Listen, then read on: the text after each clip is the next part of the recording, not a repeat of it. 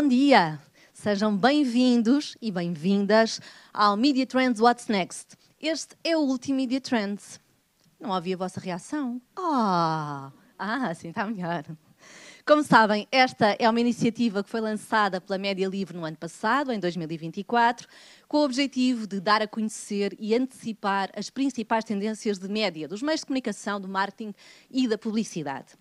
Desde abril já passaram por aqui 5 das maiores e mais influentes agências de média de Portugal. Hoje, o grupo convidado é o Havas Media Network. Antes de lançar o tema que vai ser aqui apresentado pelo grupo Havas, chamo ao palco para vos dar as boas-vindas o Luís Ferreira, diretor-geral comercial da Média Livre. Bom dia a todos, muito obrigado. Este é o último evento desta segunda série, como dizia a Marta, mas seguramente com o grupo Havas há de ser o melhor evento. Portanto, dito isto, obrigado a todos por estarem presentes. É um privilégio estarmos aqui, eu e aqui a minha amiga Fernanda Marantes, há tantos anos numa luta constante dos dois, e é um privilégio estarmos aqui em conjunto a fazer esta última edição. Dar-vos nota também que a Mídia Livre tem apostado muito em ações especiais, em projetos diferenciadores. Vamos só passar um pequeno vídeo agora para perceber o que é que nós temos feito de diferente e partilhar com vocês que estamos sempre abertos, obviamente, em novos desafios, em conjunto com a Havas, sempre, para criar novas soluções.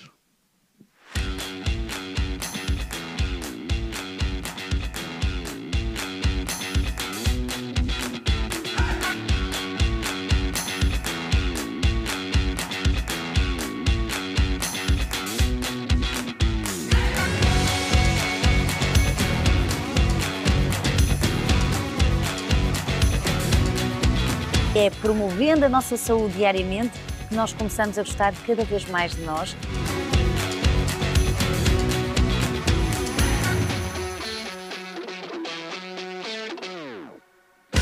It's not a matter if Mother Earth will be here or not. It's a matter of we will. Nós precisamos dos oceanos para nós podermos sobreviver como seres humanos.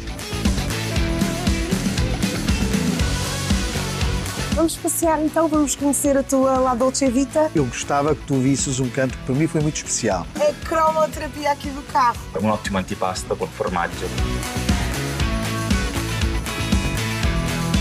Levar a bandeira portuguesa foi um orgulho. A minha alimentação é a base do carboidrato e, sobretudo, a proteína. 20% é talento, 80% para trabalhar. Consumo de produtos proteicos, que é essencial.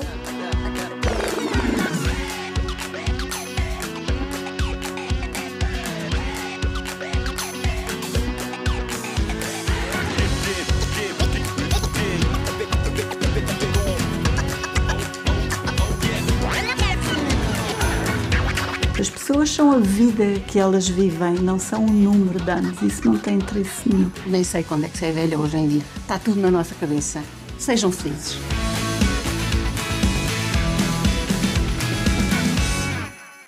Estes foram alguns projetos que fizemos nos últimos 2 anos, que nos muito orgulhamos. Foram projetos que foram feitos totalmente chave na mão pela equipe da Boost Solutions, desde a produção de vídeo, a ativação, e nós conseguimos fazer este match perfeito, que é produzir tudo isto e amplificar nas nossas marcas.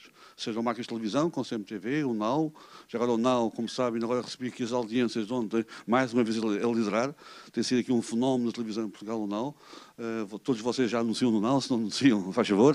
Portanto, não se acanhem. Portanto, ou seja, e, de alguma maneira, toda esta área tem sido uma área que nós temos apostado muito, e para este ano lançámos duas novas áreas que vamos agora passar aos vídeos. O primeiro é o Boost Studio, certo?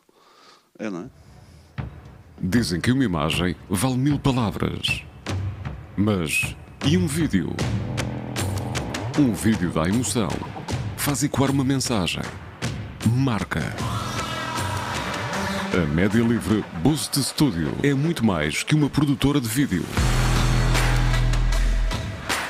Com equipas dedicadas e presentes em cada etapa, asseguramos resultados que falam por si. Produzimos conteúdo de vídeo à medida, à sua medida. E contamos histórias, as suas e as que importam contar. E depois, estamos em todas as plataformas. Televisão, sites, redes sociais e até mesmo nos seus canais internos. Tudo isto, chave na mão e sem preocupações. Porque cada frame, cada segundo, cada momento é valioso quando é autêntico. Somos Média Livre Boost Studio. Produção de excelência. Amplificação poderosa. Resultados entregues. Sempre. Esta nova área é uma área que temos 20 e tal pessoas a trabalhar só em produção de vídeo para clientes, para projetos, conteúdos, e tem sido um sucesso brutal. Cada vez mais trabalho, cada vez mais desafios do mercado. Estes os exemplos viram antes da Mercedes, da Mimosa, por aí fora, da Fiat. São tudo projetos que são-nos passados a nós como se fôssemos uma produtora. O que é que nós fazemos? Produzimos com grande qualidade e amplificamos nas nossas redes todas, nas nossas marcas, na televisão, no digital, por aí fora. E estamos aqui um poder único do mercado. Não há ninguém no mercado a produzir e a amplificar como nós estamos a fazer. Esta é uma área que nós apostamos muito e estamos cada vez a reforçar mais as equipes. E a segunda área que estamos a apostar muito também é tudo o que é a ativação de marca, que agora vamos ver um vídeo da Boost Experience. Para nós, quando se trata de impactar os consumidores, não há limites. Apenas o desafio de ser real, autêntico e memorável.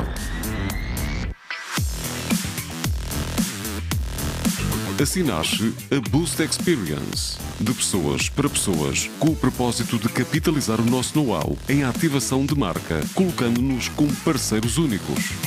Porque, pela sua marca, vamos até mesmo à Lua.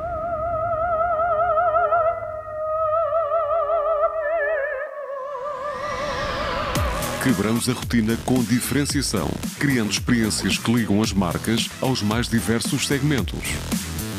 Com o nosso poder único de amplificação e visibilidade das marcas Média Livre, garantimos que a sua ativação chega a todos os lugares, atraindo todos os olhares. Mais do que campanhas, criamos momentos emocionantes e soluções integradas que aproximam as marcas e as fazem ser vistas de forma relevante, tornando um evento local numa experiência nacional. Inovação e criatividade personalizada, diretamente do coração da sua marca para o coração dos nossos consumidores. Com o nosso compromisso de entrega total em todo o trabalho. Inovação, experiência, impacto. Somos uma equipa especialista na área e estamos a transformar o modo como as marcas ficam na mente do consumidor. Connosco vai ter experiências e ativações de pessoas para pessoas. Desafie-nos. Com a Boost Experience, a entrega é total e a amplificação única do local ao nacional. Como viram, temos aqui vários exemplos que apresentámos, que fizemos com a Sagres, entre outros. Dar-vos a conhecer que nós temos uma parceria muito forte com a Avas Play. Temos trabalhado muito com eles em muitos projetos, queremos trabalhar mais ainda. Portanto, para terminar esta minha boas-vindas, desafia-nos. Desafia-nos sempre com a Avas Play, são os parceiros de referência, ao qual eu agora chamo aqui ao palco a doutora Fernanda Marantes, a nossa ilustre parceira neste projeto. Faz favor, doutora. Obrigada, Luís. Bom dia, fizeste muito bem. Bom dia a todos, mais uma vez.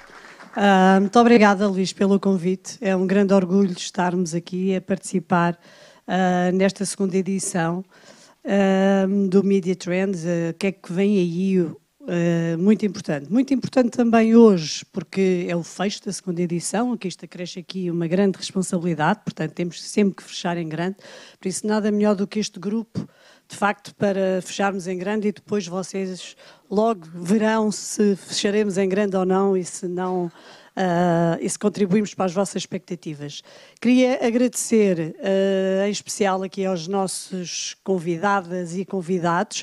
Isto é muito interessante porque a Avas Mídia traz uma grande equipa feminina e a Arena traz uma grande equipa masculina, que são aqui os nossos clientes por terem aceitado aqui este desafio de estarem hoje aqui connosco. Neste painel que vai ser liderado pela Rita e pelo Filipe Neves, ok? Por isso, nada mais tenho a dizer, apenas Sofia, se não te importa. É Sofia agora? Não? Não roubas deixas, portanto isto não está ensaiado, conforme vocês puderam perceber. E pronto, espero que gostem, desfrutem, muito obrigada e até à próxima. Obrigada, Fernanda.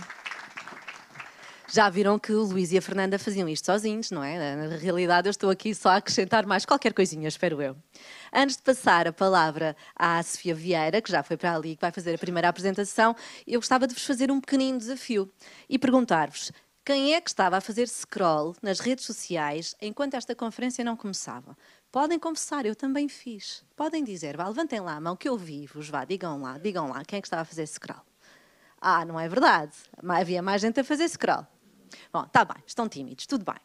Quem é que faz muito zapping em casa? Quem é que muda muitas vezes de canal quando está a ver televisão? Pronto, agora é mais fácil admitir, não é? Pronto. E quem é que vê plataformas de streaming? Toda a gente, claro. Ui, Sofia, já tenho aqui pano para mangas. Scrolling, zapping e streaming, o puzzle do consumo de média. É o tema da apresentação do grupo Avaz e para começar chamo ao palco a Sofia Vieira. Bom dia. Obrigada, muito bom dia a todos. Eu tenho a responsabilidade, sem pressão, de encerrar com chave de ouro. O tema que vos trazemos, primeiro de tudo, queria agradecer à Média Livre a oportunidade de estar aqui e de falar convosco. Efetivamente, estamos a falar de um puzzle complicado nos dias que correm, ou complexo, por assim dizer, nos dias que correm. Eu esqueci-me do aparelho para mudar slides. E por ser um puzzle, nós vamos estruturar a apresentação em torno das peças deste puzzle. Dividimos-lo em 5 grandes capítulos, mas vamos fazer um shuffle às peças. Ouvem bem? Ouvem. Vamos fazer um shuffle às peças antes de começarmos e vamos começar precisamente pelo consumo de mídia. E tal como a Marta, vou começar por vos fazer uma pergunta. Quantas apps é que vocês têm instaladas no vosso telemóvel? Vá lá. Arrisquem um número. 50. 120. O Pedro também diz que sim, que são 120. Pois é, em média temos 60 a 90 apps instaladas no nosso telemóvel. Porquê é que este número é importante? Porque se vocês pensarem que a App Store foi lançada em 2008 e foi a primeira loja de aplicações, foi a da Apple, foi lançada em 2008 e passados 17 anos nós já temos entre 60 a 90 aplicações no nosso telemóvel. Pensem na expansão das opções de mídia que o consumidor tem à sua disposição. Pensem na fragmentação que isto representa. Acho que é um bom exemplo de como é que as coisas têm vindo a progredir e de como é que continuam a progredir, a ponto de nós falarmos em fragmentação 2.0. Ou seja, tudo começou numa era dourada, a broadcast area, em que nós fazíamos um anúncio no telejornal e falávamos com 80% da população. Depois a coisa começou a complicar-se, aparecem mais canais cabo, começam as redes sociais a aparecer, o Facebook ganha tração, as redes sociais vão-se consolidando e vêm competir de forma definitiva pela nossa atenção. Portanto, de repente estamos a ver o telejornal e a olhar também para um ecrã. E em 2025 chegamos à era da nova fragmentação. E porquê é que se fala em nova fragmentação? Porque ela chega ao search. A inteligência artificial vem mudar o paradigma sob muitos pontos de vista. Um deles é este. De acordo com dados do SEMrush, que vocês não conseguem ver, a previsão deles é que em 2029 os Large Language Models ultrapassem claramente o Google. O Google, que sempre teve uma posição hegemónica, cerca de 92% de cota de mercado em Portugal, tem vindo a cair muito devagarinho ao longo do último ano, e quando eu digo devagarinho é menos de 1 ponto percentual. De repente vai ter que competir com uma nuvem de soluções potenciadas por inteligência artificial generativa, os chamados Large Language Models, que vão desde o OpenAI aos modelos do Meta, o Gemini, o Grok, do X, e, portanto, temos mais uma fonte de dispersão, mais uma expansão das opções de mídia. Isso, claro, tem reflexo ao nível das audiências, bolas já, o João bem previu, desculpem. Tem reflexo ao nível das audiências e todos... Desculpem, só um bocadinho. Tem reflexo ao nível das audiências e embora na prática nós assistamos sempre a uma concentração da maior parte dos consumidores num número reduzido de ofertas, a verdade é que se vocês olharem para a linha vermelha, para a linha azul escura e depois para a linha azul mais clara, vemos que, enquanto que em 2013, claramente aqui o top 2 concentrava a maior parte das audiências, e o top 5, 73%. Depois, em 2019, isto já se reduz para 65%, e em 2025, temos sempre a falar do período de janeiro a julho, se a memória não me trai, reduz-se para 61%. Ou seja, esta curva está a achatar-se e nós estamos a atribuir cada vez mais importância ao long tail.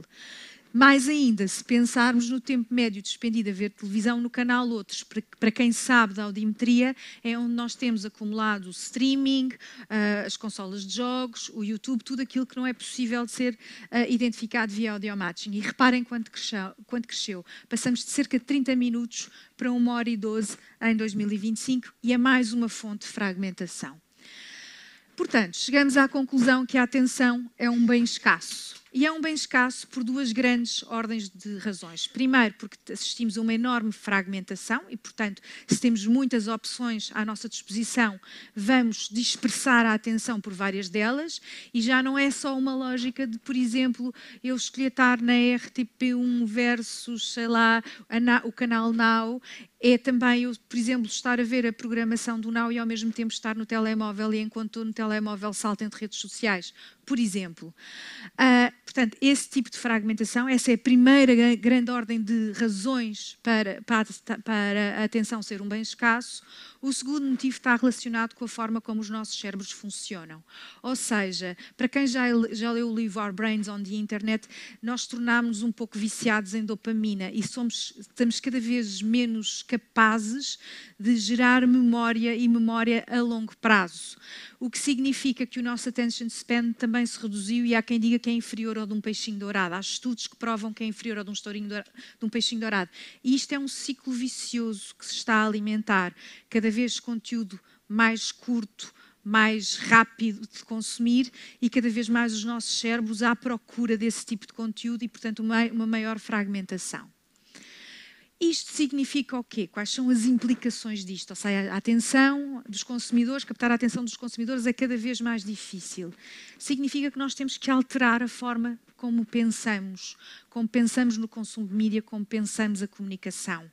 Temos que cada vez menos pensar em visibilidade, não quer dizer que não tenhamos que trabalhar a visibilidade, é que continua a ser importante, mas também temos que pensar em como é que captamos a atenção, como é que geramos envolvimento, para termos a oportunidade de gerar memória, para a oportunidade de efetivamente estabelecermos uma relação com os consumidores.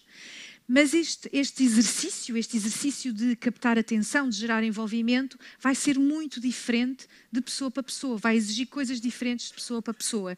E mesmo numa perspectiva muito macro, que é esta que vocês veem aqui, que é o que é indispensável para as pessoas por faixa etária. Por exemplo, nós fazemos esta é uma das perguntas que nós fazemos através do estudo Meaningful Media, que corremos todos os anos, e perguntamos quais são os canais de comunicação sem os quais não pode viver, que considerem indispensáveis. E se vocês olharem aqui para esta faixa etária mais envelhecida, para estas duas faixas etárias mais velhas, o que é que nós temos? Temos aqui, por exemplo, os jornais, que só estão no top 5 destas duas faixas etárias, e temos também rádio, assim como os canais free-to-air. Portanto, temos um peso muito maior do que nós chamamos de legacy media. Se viermos para a faixa etária mais jovem, desaparece a rádio, desaparecem os jornais, aparece o streaming de música, surge o YouTube, os canais de televisão com muito menos importância. Portanto, há aqui, de facto, no espaço de algumas gerações, uma diferença muito grande de como é que estas audiências, como é que estes consumidores podem ser trabalhados e como chegar até eles. E isto é visível também em termos do que mais valorizam. Ou seja, uma das análises que nós fazemos é procurar entender o que é que justifica este padrão de indispensabilidade, este padrão de relevância. E reparem que a linha vermelha, que é no fundo eu usar um meio para me manter atualizado, é o que está no topo, é o principal driver de relevância para todas as faixas etárias. Mas quando falamos da segunda e da terceira ordem de motivos, o cenário muda de figura. Temos a descoberta a ganhar bastante terreno junto à faixa etária mais jovem, e junto às duas faixas etárias mais velhas temos o entretenimento, muito provavelmente ligado à necessidade de escape, de relaxar. Isto também é visível e eu peço desculpa porque sei que estes gráficos não se estão a ver grande coisa, mas só quero chamar a atenção para duas coisas em particular e prometo não detalhar muito. Portanto, isto também é visível ao nível da forma como percebem cada meio. Por exemplo, junto dos 1534, há uma sobreposição das funções de atualização, entretenimento e descoberta nas redes sociais. E é o único ponto de contacto em que isto acontece e a única faixa etária onde isto acontece. Para as outras faixas etárias, esta necessidade de atualização vai se transferindo para os canais de TV aberto e há uma coincidência com a credibilidade que aparece aqui a rosa mais clarinho. Reparem que tem também um pico e se sobrepõe, ou seja, eu vou-me informar junto dos canais de televisão que efetivamente considero mais credíveis. E quando nós olhamos para o ranking de credibilidade, isto transparece claramente, não é? No topo temos os canais de TV abertos para todas as faixas etárias. Mas, reparem, para as faixas etárias que colocam, que atribuem aquela tripla função, aquele pleno às redes sociais, elas também aparecem no top 5 de credibilidade. Mas são as únicas faixas etárias em que isto acontece, ok? Portanto, de facto, o paradigma muda muito consoante a faixa etária e isto leva-nos um retrato em que temos, por exemplo, num dos extremos, em termos de idade, uma faixa etária que valoriza muito as redes sociais, tudo quanto é user-generated content, e atribui maior influência a personalidades e criadores online. E no outro espectro, temos faixas etárias que continuam a valorizar muito os legacy media, o conteúdo curado e produzido de forma profissional. E passamos à segunda peça do puzzle, o scroll. E o scroll remete-nos imediatamente para redes sociais. Penso eu que todos, quando pensamos em scroll, pensamos em redes sociais. E vou começar por alguns números que acho que são preocupantes. São preocupantes do ponto de vista do tempo que nós investimos neste tipo de conteúdo. Nós passamos cerca de 49% do tempo que estamos acordados em frente a um ecrã ligado à internet, seja o computador, o tablet ou o smartphone.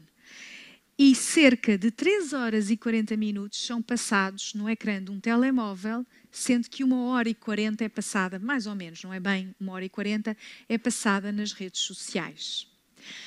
Mas a forma como nós estamos a utilizar as redes sociais está a mudar, e está a mudar de uma forma profunda. Reparem, a vermelho nós temos aqui a função social que tipicamente atribuíamos às redes sociais, o manter-me em contacto com a família e os amigos. E ela, de facto, é muito predominante em todas as faixas etárias. Mas nós já não usamos as redes sociais só para nos mantermos em contacto. Cada vez mais as usamos para preencher tempo livre, para nos informarmos, para procurarmos conteúdos, para procurarmos inspiração. E, efetivamente, isto a par da dominância dos formatos de vídeos curtos, portanto, reparem nos números, em 2021, 34% das pessoas consumiam um vídeo curto nas redes sociais mensalmente, desculpem. Em 2025 estamos quase nos 72%, mais do que duplicou. E isto tem levado a um decréscimo do engagement ativo, ou seja, a quantidade de pessoas que faz um post ou partilha ou discute uma opinião online de forma ativa caiu 8 pontos percentuais em apenas 4 anos. Também se fala num declínio do public posting, ou seja, mesmo quando as pessoas fazem um post, quando comunicam nas redes sociais, tendem a fazê-lo de forma efêmera ou em comunidades privadas. E, portanto, começamos a falar no fim da era dourada das redes sociais. Até o próprio Mark Zuckerberg, quando foi testemunhar perante o Congresso norte-americano, falou nisto. Não disse o fim da era dourada, mas disse algo muito semelhante. E na era dourada em que sentido? No sentido em que já não as usamos para nos conectarmos uns com os outros. Usamos sobretudo para efeitos de entretenimento. Temos os feeds muito direcionados para entretenimento. Não vemos tanto o conteúdo que os nossos amigos e família postam e estamos a ser alimentados por algoritmos que se sobrepõem à função de conexão social. Ou seja, o que está a acontecer é que cada vez mais vemos aquilo que queremos ver e apenas aquilo que queremos ver, e o algoritmo tende a confirmar o nosso sistema de crenças e as nossas bolhas não se cruzam.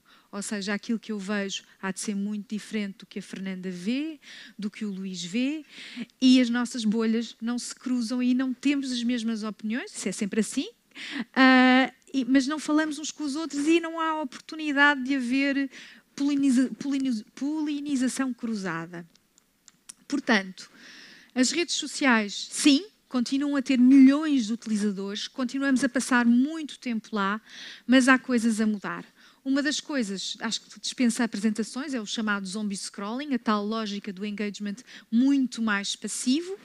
Depois há uma crise de veracidade e confiança. Esta crise tem a ver com tudo aquilo que já foi falado milhares de vezes, desde fake news, a deepfakes, a fraudes online, e neste momento com a inteligência artificial está a piorar muito, e temos 71% dos portugueses preocupados com o que é real ou falso na internet. Sim, é um número que eu não estava à espera deste número. Quando o encontrei no YouGov, fiquei, uau, já chega a este ponto. Por outro lado, também começamos a estar preocupados muito por questões de saúde mental, creio eu, a discussão é cada vez mais essa, estamos muito preocupados com o tempo que gastamos nas redes sociais, ou pelo menos metade das pessoas começa a estar ciente deste tema. Isto tem levado, não só isto, mas esta preocupação também tem levado a um attention shift, ou seja, estamos a desviar a atenção para conteúdos mais imersivos e mais longos, como sejam os podcasts ou o ressurgimento das newsletters. Eu não tinha noção, mas no espaço de menos de 12 meses o Substack passou de 3 para 5 milhões de subscrições pagas. Okay? É um crescimento notável. Por outro lado, não é preciso falar do sucesso dos podcasts, eles vieram para ficar, são cada vez mais, e de facto acumulam muita audiência. O outro grande desvio da atenção é que estamos cada vez mais a ir para comunidades privadas, ou seja, para a tal cozy web ou a internet de pijama, em que nós sentimos que podemos partilhar de forma mais aberta as nossas opiniões, a nossa informação, sem ter aquele lado bleak ligado à internet, que já nos habituámos a ligar à internet. Mas eu acho que o grande takeaway é que we no longer share a common web. Nós já não partilhamos a mesma internet. Os algoritmos e a inteligência artificial veio agravar um comportamento naturalmente humano. Nós gravitamos para conteúdo que tenda a confirmar as nossas opiniões. E o algoritmo percebeu isso muito bem, e o objetivo do algoritmo é aumentar o tempo que eu passo em determinada plataforma e, portanto, vai-me servindo cada vez mais conteúdo que confirma as minhas opiniões. O que significa que a minha bolha não cruza com a vossa e que temos a oportunidade de conhecer toda a gente online, mas acabamos por tomar contacto apenas com as pessoas que são mais parecidas connosco. E com isto cresce a polarização, como já fomos percebendo, por exemplo, com as eleições nos Estados Unidos. As primeiras eleições, ninguém estava verdadeiramente à espera que o Trump ganhasse, mas a verdade é que, em vez de se andar a bater à porta como desculpem, o baralho dos democratas e os republicanos, é porque a esquerda e a direita não consigo, os democratas não estavam à espera de que a tática de redes sociais, de um contacto mais próximo, porque nós vamos à porta com os nossos telemóveis, nós vamos atender a porta com os nossos telemóveis, produzisse o efeito que produziu, e a verdade é que o Trump acaba por ganhar as eleições por surpresa de muitos. Portanto, estamos perante um puzzle complicado, ou seja, nunca tivemos tantos dados sobre os consumidores de uma maneira ou de outra, nada tem a ver com o broadcast area, por exemplo, mas temos cada vez menos certezas. Como é que devemos falar com eles? Qual é o tipo de mensagem a que estão mais receptivos? Como é que conseguimos construir uma conexão autêntica, gerir riscos reputacionais? Como é que uma marca, por exemplo, como os Lusíadas de Saúde, deve estar no TikTok? Como é que deve estar no TikTok? O que é apropriado e o que é que não é? Nós, enquanto grupo, acreditamos que isto passa muito por evoluir de uma abordagem tradicional de marketing e encarar as redes sociais, por exemplo, como uma forma de construir cobertura, para uma estratégia de conteúdos. Ou seja, para uma orquestração do que é os canais próprios, com as parcerias com comunidades e com criadores online e com a mídia paga. É um equilíbrio delicado que temos que começar a construir de outra maneira e a pensar de outra maneira e que nos obriga a ser culturalmente e contextualmente relevantes. E para isto, lá está, temos que estar muito atentos às tendências. E, claro, o foco tem que estar sempre no consumidor. Temos que perceber cada vez mais do consumidor. Nós, o Avas Media Group, temos vindo a investir cada vez mais neste conhecimento. Neste momento temos 3 tools sindicadas de conhecimento do consumidor a funcionar dentro da casa, precisamente porque sentimos esta necessidade todos os dias. E o foco no consumidor, porquê? Porque se eu for falar com um miúdo de 15 a 24 anos, peço desculpa se ofenderem com a palavra miúdo, mas para mim são miúdos, temos que definir qual é o mix correto de plataformas, mensagens, linguagens, formatos. Falar com o meu filho é radicalmente diferente de falar comigo, seja nas redes sociais, seja onde for. E trago-vos aqui o case study da Duolingo, que eu também acho que é uma marca que pode fazer isto, portanto, acaba por ser mais fácil fazer isto, que é uma marca que está muito bem nas redes sociais, ou seja, adaptou-se muito bem e é culturalmente relevante e contextualmente relevante, adequada à audiência. E eu ontem fiz esta apresentação ao meu filho e dei 2 ou 3 calinadas logo. Eu disse, filho, eu não percebo estes posts, não são para ti. É claro que não percebes, tu não és a audiência, não são para ti. Então este post que vocês não conseguem ler, como é natural, o que diz é que eles decidiram, uns dias após a Super Bowl, o grande evento da Super Bowl, eles decidiram matar a mascote da Duolingo, a coruja. E disseram que porque ela estava a seguir o processo legal da autópsia, mas que provavelmente tinha morrido à espera que eles fizessem os trabalhos de casa. E depois menciona a paixão de longa data da coruja pela Dua Lipa, que tem ali uma certa obsessão desde 2021. A Dua Lipa reage no X e diz "Still Dead, do-us part", e de repente nós temos um mediatismo, uma viralidade disto que se sobrepôs de facto aos anúncios da Super Bowl. E depois aproveitaram-se, isto também foi meu filho que me esclareceu, aproveitaram um meme que estava em alta e apropriaram-se dele com esta mensagem: Guys, Duo died, by the way I'm deaf, so I hope this is a sad song. Portanto, sempre com muita graça, muita irreverência, mas lá está, também com uma audiência muito particular, para quem, por exemplo, o TikTok e esta linguagem dos memes é uma segunda natureza. E entramos no capítulo do zapping. Eu estava a tentar passar a música porque o meu filho me disse, é capaz de não ser adequada. E eu, desculpem. E passamos então a outra peça do puzzle, o zapping.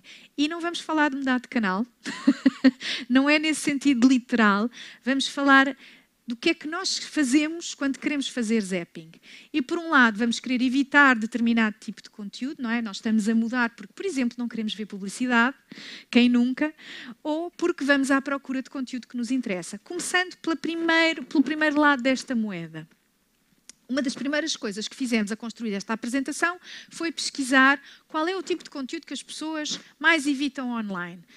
E o que é que surge logo na primeira posição? Porque é que as pessoas estão a afastar das notícias, estão a virar as costas às notícias, aqui no final também com uma menção à pesquisa, ao estudo feito pela Reuters, e efetivamente fomos à procura do estudo da Reuters que nos disse que os dados são efetivamente preocupantes em Portugal. Ou seja, se em 2015 66% das pessoas confiavam nas notícias, em 2025, em junho de 2025, este número baixou para 54%. O interesse em notícias baixou 20 pontos percentuais e temos 35% das pessoas a evitar ativamente notícias. Se não levarmos em conta a frequência e a regularidade com que o fazem, este número de 35% sobe para 70%. Mas não são só as... desculpem, estava-me a esquecer que tenho mais uma pergunta para vocês. Mas porquê é que as pessoas estão a evitar as notícias? Alguém quer votar?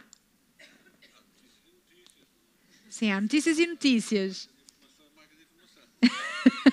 Sim, mas notícias de uma perspectiva genérica. Alguém quer votar?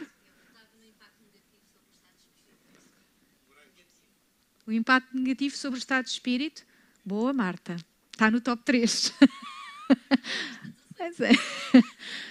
Mas a verdade é que, de facto, as pessoas estão cansadas pelo impacto negativo que as notícias têm sobre o estado de espírito, mas 39% estão cansados da quantidade de notícias e 38% estão saturadas face a notícias relacionadas com a guerra ou os conflitos.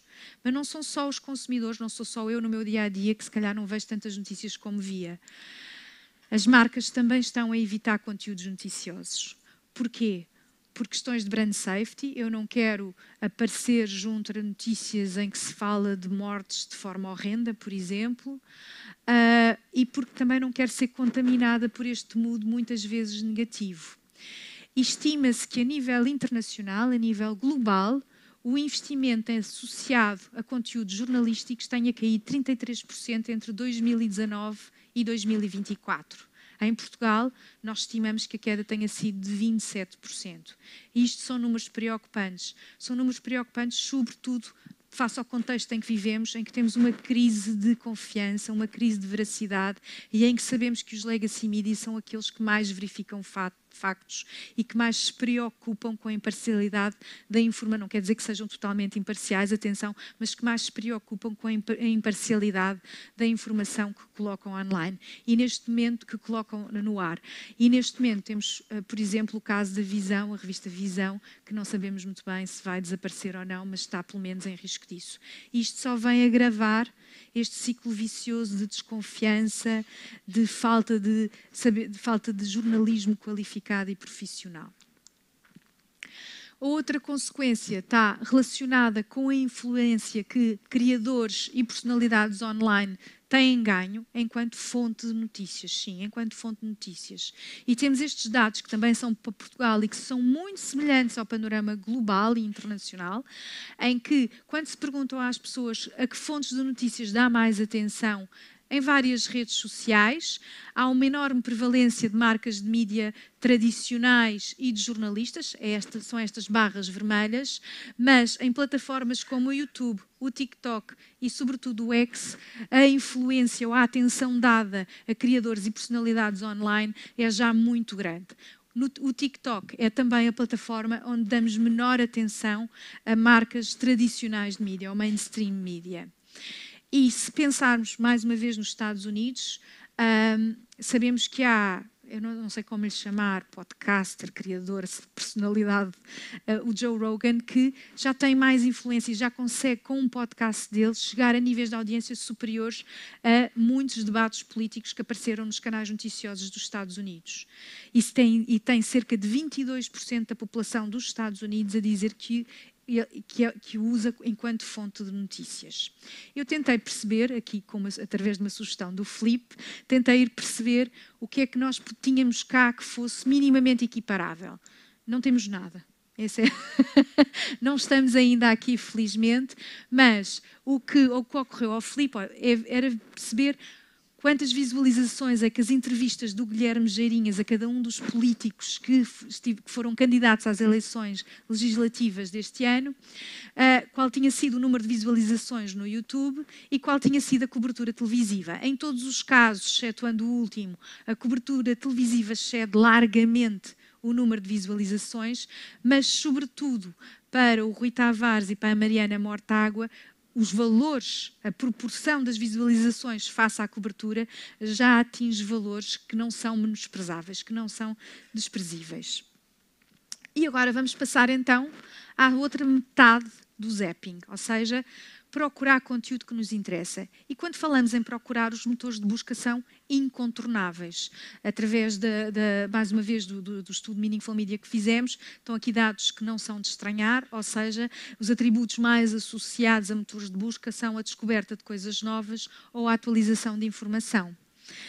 Mas, nesta perspectiva, também o search potenciado pela inteligência artificial generativa é incontornável, cada vez mais.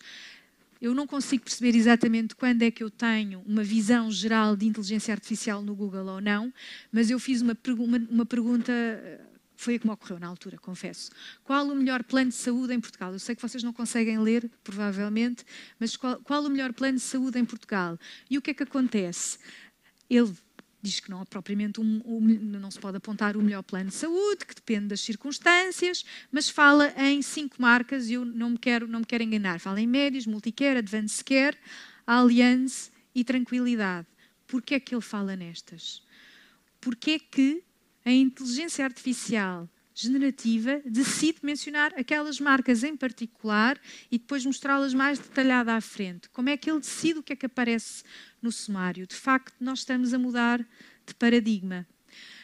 Estamos a entrar numa fase em que temos sistemas inteligentes que nos ajudam a descobrir, avaliar e a interagir com as marcas. E não vai ser acerca de humanos a navegar online e a navegar nos nossos sites, mas cada vez mais acerca de sistemas inteligentes a fazerem e a tomarem decisões por nós. E, portanto, é por isso que temos rapidamente que evoluir do tradicional Search Engine Optimization para o Answer Engine Optimization e, por fim, para o Influence Engine Optimization. Ou seja, temos que evoluir para uma fase onde já começamos a dar os primeiros passos, em que estamos a otimizar o conteúdo para rapidamente ser lido e mencionado em sumários.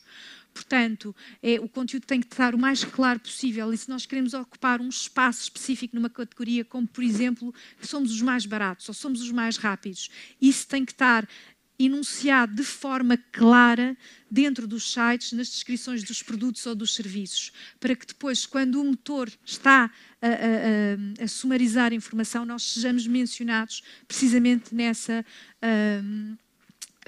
busca, nesse espaço. Mas há quem diga, há vários autores a dizer, não foi só um, que a prompt data vai ser a data mais influente do futuro. Ou seja, cada vez mais os Large Language Models não estão só a alimentar-se daquilo que nós pomos online, do conteúdo próprio das marcas, mas também da forma como os consumidores interagem com as marcas. E, portanto, daí a influência da prompt data. E, portanto, é absolutamente imprescindível ter conteúdo rico, credível, que nos posicione com autoridade, original. É muito importante cuidar das interações com os consumidores online e ter uma narrativa consistente. As redundâncias, as consistências são aquilo que vai permitir aos Large Language Models entender o nosso discurso como verdadeiro. O walk the talk nunca foi tão importante. E torna-se absolutamente fundamental influenciar o início de conversa. Eu acho que esta frase diz tudo e, portanto, vou só lê-la. It's better to be searched for than found through search. And in an AI search world, that will become even more important. E, portanto, o branding surge com uma importância acrescida. Se precisamos de influenciar o início da conversa, se precisamos de conduzir a conversa, o branding é, de facto, hoje em dia mais importante do que, acho eu, do que alguma vez foi. É também muito importante que esse branding seja consistente e que haja uma enorme consistência entre os valores da marca, a narrativa e a postura. Não, é por isso que pode ser perigoso para determinadas marcas irem para o TikTok, porque por isso simplesmente não se adequa à narrativa, não se adequa à postura. É acerca de postura, de como agimos sempre e de forma consistente. É importante o conteúdo original e, claro, mais uma vez, a relevância contextual, a relevância cultural, saber o que se está a passar com o consumidor e à nossa volta. Para as agências de meios, isto torna-se ainda mais complicado, porque também vamos ter que evoluir, também temos que evoluir necessariamente e temos que aprender como é que passamos de impressão para a relevância contextual e cultural, como é que nós vamos alimentar os sistemas dos quais a inteligência artificial retira a informação. E como não tenho resposta, passo à última peça do puzzle, o streaming. E aqui o streaming numa perspectiva também muito abrangente. Não estamos a falar de streaming de vídeo em particular, não estamos a falar de streaming de música ou de streaming de videojogos. O streaming na perspectiva de eu consumir o que quero, quando quero, onde e como quero. E nesta perspectiva, a maior parte dos portugueses prefere sem publicidade. 70% sentem-se bombardeados pela publicidade e 62%, eu até achei pouco, 62%, achei pouco o número que vos vou dizer agora, 62% skipam um anúncio mal a opção aparece disponível. mas apenas 30% está disposto a pagar para ter uma subscrição para não ter publicidade. Portanto, prefeririam não ter publicidade, mas estão dispostos, de facto, a tolerá-la. E isto é ainda mais caricato a partir do momento, não é caricato, é ainda mais difícil a partir do momento em que temos uma relação linear entre o consumo e a percepção de incómodo. Ou seja, neste eixo, nós temos aqui o incómodo que a publicidade suscita em cada um destes canais de comunicação e no eixo do Y temos o nível de atenção que cada um dos canais de comunicação suscita. E cada bolinha representa um canal de comunicação para uma determinada faixa etária. Se nós olharmos, por exemplo, para o caso do YouTube, para a faixa dos 15-34 versus 35-54, reparem, o nível de incómodo e de atenção sobe, certo? Porque nós sabemos que também esta faixa etária consome mais YouTube do que estas faixas etárias. E isto acontece transversalmente a todos os pontos de contacto. Onde há mais consumo, há maior percepção de incómodo. A única que escapa, o único ponto de contacto que escapa a esta equação são as redes sociais. E porquê? Porque, pelo menos pelos mais jovens, um motivo de atenção é ter anúncios personalizados, ou seja, que são direcionados aos seus interesses. E esta expectativa de personalização é algo em que a inteligência artificial, esperamos nós, também nos vai ajudar. Mas outra coisa, vocês não conseguem ler o gráfico, eu tenho consciência disso, está muito pequenino, mas no topo, para ambas as faixas etárias, no topo do motivo de intrusão, no motivo de incómodo e na razão da atenção, temos o não os conseguir evitar. E isto leva-nos a um jogo delicado, não é? Ou seja, como é que nós vamos tentar chegar aos nossos consumidores, produzindo o mínimo de incómodo, sendo relevantes, gerando atenção e envolvimento. De repente, a nossa cabeça parece que vai explodir, mas as respostas continuam a ser as mesmas, ou seja, não há aqui nada de fundamentalmente diferente em termos das respostas que temos que ir à procura. O foco tem que ser sempre no consumidor, na experiência do consumidor, na forma como ele sente a experiência de comunicação. Temos que procurar sempre ser minimamente intrusivos. Isto pode significar ir ao encontro da expectativa de personalização, pode significar calibrar de forma mais correta a frequência de contacto e também significa que cada vez mais temos que ir à procura dos contextos certos. E maximizar a relevância. E maximizar a relevância é ter um equilíbrio delicado, se calhar, entre conteúdo e publicidade. Ou seja, a comunicação não é de todo só publicidade e cada vez mais esta orquestração tem de estar bem feita.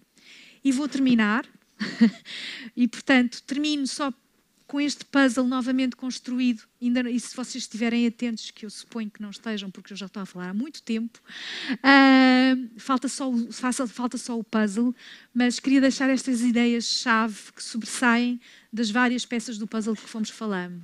A ideia de fragmentação, de expansão de opções de mídia, de fragmentação da atenção, de escassez de atenção. A ideia de já não partilharmos a mesma internet e da crescente polarização que estamos a viver.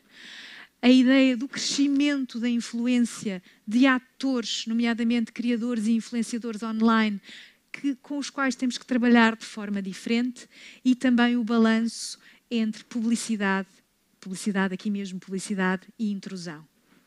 Marta? Obrigada.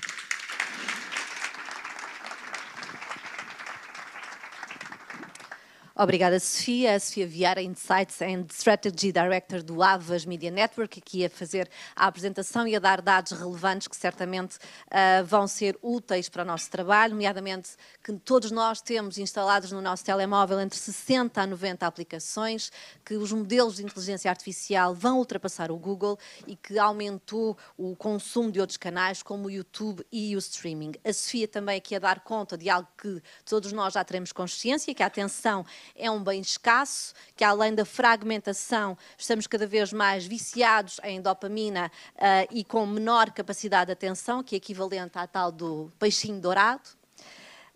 E então temos todos um desafio, que é captar esta atenção e gerar envolvimento, que naturalmente é diferente de pessoa para pessoa e, como vimos aqui, também varia em função da faixa etária. Há alguns números que também dão que pensar: 49% do nosso tempo acordado é em frente a um ecrã, 3 horas e 40 minutos em frente ao telemóvel. Usamos também as redes sociais para cada vez mais coisas diferentes, além de manter contacto com a família e os amigos, que era aqui a tendência mais tradicional. Hoje em dia há a predominância dos vídeos curtos e também a procura pelo entretenimento, e por isso mesmo já se diz que é o fim da era dourada das redes sociais. Bom, vou então deixar aqui estas notas em jeito de resumo e também lançar-vos aqui o segundo painel. Peço desculpa, agora atrapalhei-me aqui com as minhas notas, estava tão entusiasmada com a apresentação da Sofia que já estava a ler mais à frente. Vamos agora começar o primeiro painel, assim é que é, com o tema Navegar o Caos e Conquistar a Atenção, que vai ser moderado pelo Filipe Neves, Business Managing Director da Arena Mídia, e que vai ter como convidados o Hugo Bento, que é diretor de marketing do Grupo Brisa, e o Ricardo Sacoto Lagoa, que é diretor de marketing, sensibilização e comunicação da Sociedade Ponto Verde.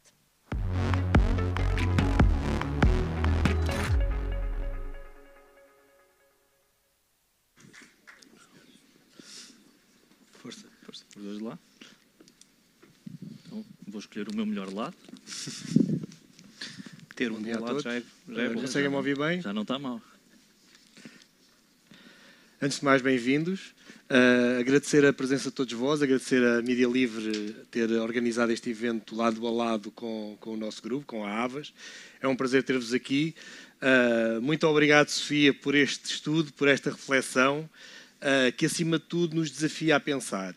E temos aqui pensadores de marcas, temos aqui dois connosco, temos estratégias de comunicação e o que vamos tentar perceber é como é que podemos navegar neste caos e conquistar a atenção dos nossos clientes, dos nossos ex-clientes e até dos nossos não-clientes. E começo com o Hugo, com uma questão. Para marcas que vivem de performance digital, e a Sofia falou aqui em branding, com KPIs muito imediatos de performance, e no vosso caso tem alguns exemplos. Temos o caso da Via Verde, que conta com 30 anos de comunicação em branding. Temos a Control Auto, que não tem esse ADN. Que impacto é que têm tido estas alterações que vimos agora? E falo também de construir um legado a longo prazo versus a imediatez da performance digital. Que impacto é que tem tido tudo isto nas vossas marcas? Bem, vou fazer a Mourinho. Estão aí várias perguntas numa só. Por isso, primeiro, obrigado pelo convite, obrigado aos organizadores e obrigado a todos que escolheram tirar um pouco da vossa manhã para estar aqui a ouvir-nos a falar sobre este tema. Acho que essa é a primeira coisa boa de estarmos aqui. É importante, às vezes, retirarmos um bocadinho do nosso ramo-ramo do dia-a-dia e pensarmos sobre estes temas que muitas vezes damos por garantidos. E eu vou começar pelo fim. Quando dizemos que temos marcas que estão algo presas ao performance marketing, já estamos mal. Se estamos presos, alguma coisa não estamos a fazer bem. Não podemos depender de... E foi uma das coisas que nós tentámos alterar no grupo quando chegámos. É verdade que inspeções automóveis, surpreendam-se, pode não ser a categoria mais sexy de trabalhar. Ninguém diria. Sei que isto pode ser descontextualizado e eu posso ser muito culpado por dizer isto, mas a verdade é que é suposto a inspeção automóvel ser igual em todo lado.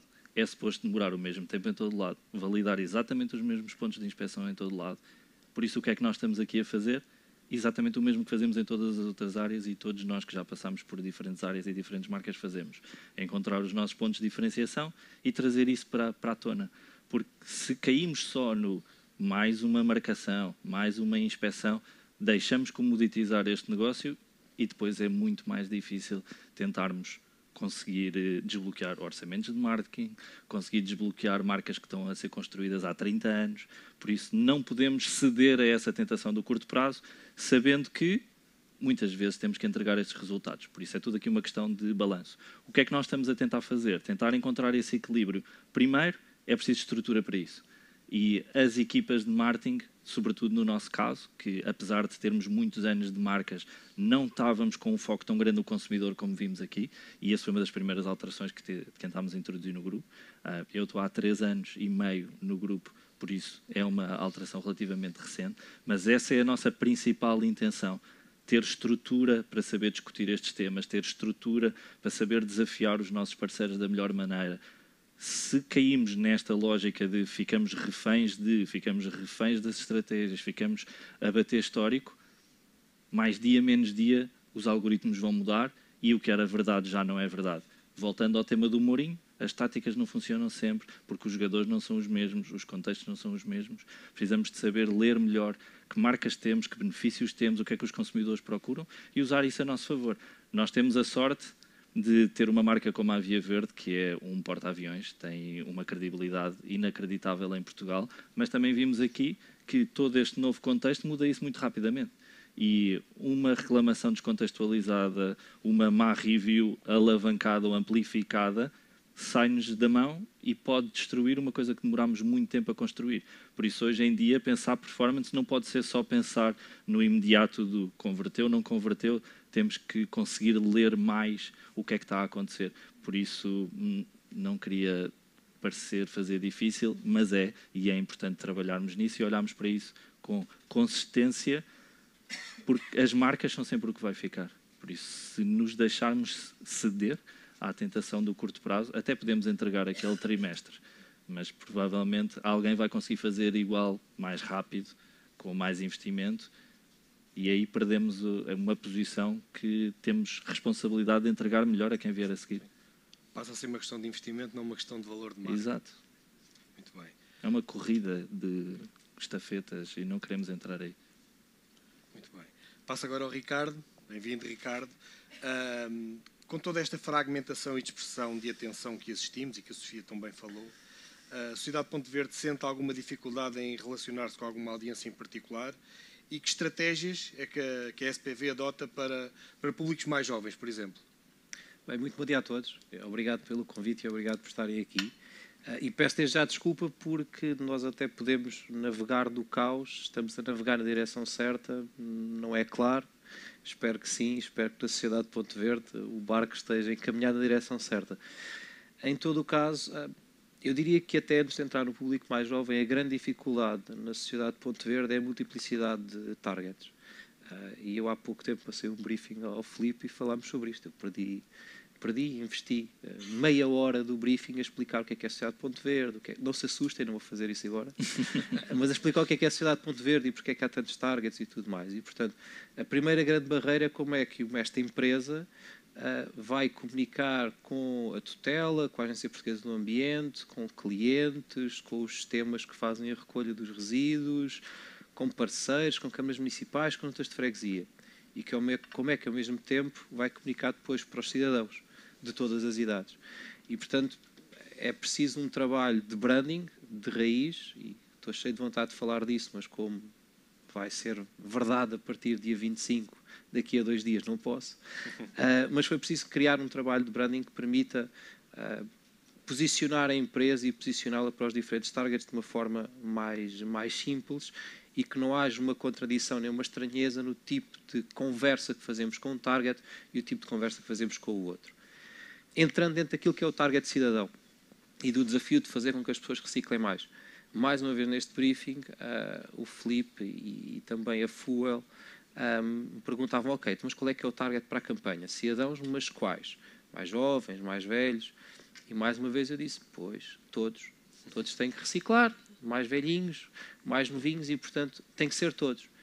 Até porque, este é um parêntese importante, neste momento da marca é necessário instalar um posicionamento, uma linha de comunicação e, portanto, eu preciso de falar com todos primeiro antes de começar a segmentar. Claro que o tema dos mais jovens é mais complexo, obviamente. O que nós temos feito, e aqui não vou falar tanto inicialmente sobre soluções de mídia, foi tentar ir ao encontro desses mais jovens. Os mais jovens todos, e portanto ir às escolas, e nas escolas ensinar os mais jovens porque é que têm de reciclar.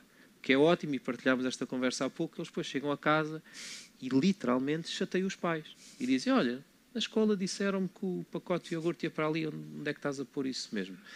E há este efeito muito poderoso e, portanto, apalhamos nas escolas, tentamos estar em eventos, festivais, para também aí entrarmos em contacto com este público mais jovem e fazê-lo perceber que, tanto ali como em casa, o comportamento a tirar uma coisa para o chão ou a tirar para o diferenciado, número 1, não é tão difícil colocar no ecoponto, se tudo estiver a correr bem, e às vezes não está na infraestrutura física, é só a caixinha do lado, e portanto, em vez de ir para o diferenciado, vai para o ecoponto que tem que ir, e perceber o valor que está ali por trás e o quão errado é aquele ato. Entrando um pouco em mídia, eu entrei na Sociedade Ponto Verde estávamos a lançar o TikTok naquela semana. E havia imensos receios, e desde logo se dizia, mas a Sociedade de Ponte Verde vai fazer dancinhas para o TikTok. Que é uma visão muito redutora do que é o TikTok, mas tudo bem, eu aceito. Há dancinhas no TikTok.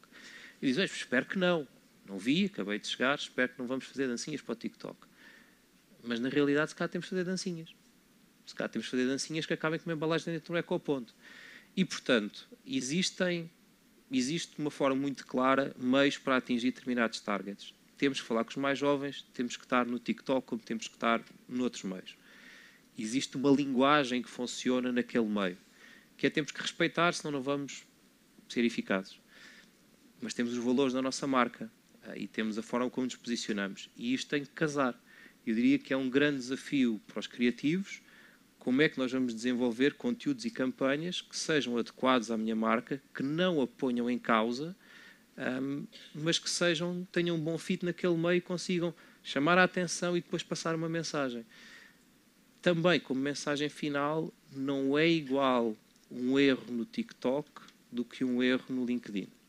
Não é igual errarmos numa mensagem institucional séria para clientes, para a tutela, do que errarmos numa brincadeira com um target mais jovem. Até porque, necessariamente, neste não é um erro. É uma brincadeira. Não temos que dar informação errada. O meu erro, para mim, não é informação errada. É que o erro aos olhos de quem é target LinkedIn, que aconteceu no TikTok, é um erro, mas não é. É um conteúdo que eu não me revejo. Sim. Ainda bem que não te revejo porque tu és do LinkedIn ou do Instagram, não és do TikTok. E, portanto, não nos podemos enganar, não se podem cometer erros técnicos, mas não é a mesma coisa, não se brinca numa rede como não se brinca na outra. Claro. E puxando aqui a brasa à nossa sardinha, cá estaremos para vos mostrar o caminho dos melhores meios para depois adaptar a mensagem. Boa sorte. Pensava que era para a dancinha. Dancinha não prometo fazer, mas arranjaremos quem faça. De volta ao Hugo, seguindo o tema estratégico. Alô? Ok. Seguindo o tema estratégico, houve alterações na estratégia adotada pela Brisa? Algum shift de meios e de mensagem que tiveram nos últimos anos que acompanha estas mudanças que assistimos agora? Sim. Há pouco, na resposta anterior, já vos falava disso. A própria da nossa estrutura, da nossa direção de marketing, teve que se adaptar a estas necessidades e à nova forma de trabalhar. Estamos muito mais focados em conteúdo, depois escolher os locais certos para distribuir esse conteúdo. Estamos muito mais focados em ter a certeza que estamos a produzir conteúdo que vai em linha com os nossos valores, com o posicionamento das nossas marcas, com o que nós precisamos de entregar, e depois sim vamos ajustar, afinar de acordo com os formatos. Mas se me perguntares, nós hoje em dia temos o mesmo número de meios digitais próprios que tínhamos quando eu entrei há 3 anos e meio atrás? Não, temos muito mais. Hoje em dia ponderamos muito mais vezes este tipo de mensagem que precisamos de entregar. Vamos utilizar meios pagos ou vamos utilizar os nossos canais próprios? Vamos utilizar uma combinação. Claro. E eu acho que essa é a grande mensagem. Vamos trabalhar cada vez mais em ecossistema. Falamos muitas vezes de jornadas de consumidores. Há layers e layers e layers a entrar aqui nesta conversa. Há a jornada do consumidor, depois podemos acrescentar-lhe qual é que é a sua shopping mission desse dia e vai mudar a jornada que ele fez nesse dia, vai mudar se ele já utiliza os LLMs que falámos aqui para iniciar a pesquisa ou não. Por isso nós temos que conseguir ter uma preparação de resposta para diferentes triggers. E isso obriga-nos a produzir conteúdos que não estávamos habituados a produzir antes, obriga-nos a estar atento a canais que não estávamos atentos antes, obriga-nos a ter uma capacidade de responder a questões que podem vir de diferentes sítios e, outra vez, não vai ser surpreendente para vocês, os consumidores estão-se bem a borrifar em que canal é que nós estamos. E quando interagem connosco, partem do pressuposto que estão a interagir com a marca. Claro. Por isso, quando vão a uma loja Via Verde, quando falam nas redes sociais da Via Verde, quando nos enviam um e-mail, quando chegam à recepção do escritório, que ainda há quem vá à recepção do escritório perguntar pela Via Verde, estão à espera de falar sempre com a mesma marca. E isso é difícil. E isso obriga a que internamente as equipas estejam preparadas para isso, para perceber que o branding não é só aquela pirâmide ou whatever o modelo que tenham escolhido para o branding das vossas marcas, não é só isso. Isso tem que se materializar, isso tem que se viver. E isso obriga a que se faça alterações nas estruturas, obriga a que toda a gente consiga perceber a importância de viver e de fazer viver a marca que escolhemos. Sim, e até diria mais, o crescimento das vossas plataformas digitais também traz novos layers de data que também influencia tudo o que é a nossa comunicação. Sim, essa é uma área que é muito importante, porque para não cairmos na tal erro de irmos atrás da performance pela performance, é importante termos dados nossos, conhecermos os nossos consumidores, porque aí podemos fazer essas escolhas. Voltávamos à questão inicial, meios pagos para quem, meios próprios para quem, e é uma combinação deste ecossistema que nos dá o melhor resultado. Ricardo, vamos falar agora um pouco da vossa missão e da relação com esta dispersão que vimos de atenção. Para continuar a mobilizar as pessoas a reciclar e a reciclar melhor, obviamente, quais são as principais dificuldades em captar a atenção, que mais uma vez volta a ser tema, e fazer passar a mensagem? Normalmente, e quando trabalhei muito tempo em meios de consumo, o tema era mesmo a atenção. A primeira barreira é que alguém olhe para a minha marca, olhe para o meu produto. Romper o clutter. Exatamente. Era sempre a ideia de que estamos num supermercado às compras e eu preciso de virar a cara e comprar chocolates, que eu não tinha na lista de compras, só tinha não compres chocolates, não sejas goloso. Um pequeno parênteses, temos dois profissionais da FMCGs, o Hugo na Unilever e o Ricardo na Nestlé. Sim. E portanto havia muito esta lógica que nós precisamos de chamar a atenção. A decisão é feita muito rápido. O desafio na sociedade Ponto Verde neste momento é que entender que é esta primeira barreira sempre. Eu preciso que as pessoas olhem para mim. Se eu não estivesse aqui à frente, se não me tivessem convidado para estar aqui, vocês não me estavam a ouvir. E portanto eu preciso que as pessoas olhem para mim e olhem para a marca para nós podermos começar uma conversa. O que me acontece neste desafio em particular é que não é tão clara a necessidade que vai ser satisfeita pelo que eu tenho para vender, até porque eu não tenho nada para vender ao cidadão. E, portanto, eu tenho uma necessidade absoluta de estabelecer qual é que é o benefício. E até de romper uma barreira que não é só um benefício racional. Claro que é preciso reciclar embalagens, porque temos metas para cumprir. Claro que não nos podemos permitir, enquanto país, enviar para a aterro 34 milhões de euros de embalagens, que estão cheias não só de embalagens, e especialmente não estão cheias de embalagens, estão cheias de outros tipos de resíduos, mas só de embalagens são 34 milhões de euros. Não podemos ter os aterros, perdoem-me, a deitar por fora, porque ninguém quer construir mais aterros, ninguém quer ter um aterro perto de casa. E isto são tudo razões, tirando o aterro perto de casa, começa a mexer com a nossa emoção, são todos temas muito racionais e muito técnicos. É preciso romper esta barreira e conseguir dar ao cidadão um benefício emocional. Sentir-me bem, ou se quiserem ao contrário, sentir-me mal. Eu brincava no outro dia, depois brincaram comigo nas redes sociais, não aprendi a lição, portanto vou tentar outra vez. É preciso que a reciclagem seja um tema sexy. Nós temos que gostar de pessoas que reciclam e não gostar de pessoas que não reciclam. Há um conjunto de hábitos que, enquanto sociedade, nós passamos a achar repugnantes. Parte do nosso trabalho é fazer com que não colocar uma embalagem no ecoponto seja também repugnante. E, portanto, a grande dificuldade que neste momento sinto é como é que nós conseguimos captar a atenção, ser interessantes, ser divertidos, ao mesmo tempo que tem que passar uma mensagem um bocadinho mais longa. Tentando dar uma solução, mais uma vez, é um desafio criativo, é perceber que a primeira prioridade é chamar a atenção e que olhem para nós, e que eu consiga que olhem para mim mostrando aquilo que é o core do meu benefício, aquilo que é o core do meu produto. Eu não tenho um produto, não tenho um serviço para vender, mas tivemos a gravar um filme há pouco tempo, eu tenho um hero shot na mesma. Não é aquela cerveja que está a ser bebida com aquele fantástico, mas eu preciso ter no meu filme uma embalagem aqui dentro do ecoponto. E, portanto, aplicar um bocadinho as regras dos outros produtos e tentar ser divertido passando o benefício. Não me alongando, depois há todo um conjunto, um mix de meios, um mix de campanha, em que eu dou mensagens mais longas, explico porquê, informo porque é que tem de ser feito, qual é que é o benefício, para quem quer saber mais, mas eu tenho que tentar ter o saber mais e algum divertimento, informação logo no conteúdo mais imediato, publicitário, se quisermos. Eu acho que a nova campanha vai correr bem. Eu espero muito bem que sim. Última questão para o Hugo. Com todas estas mudanças e adaptações, se as vossas marcas, ou se as marcas da Brisa, já sentem implicações de ordens práticas? Sim, quais? Sim.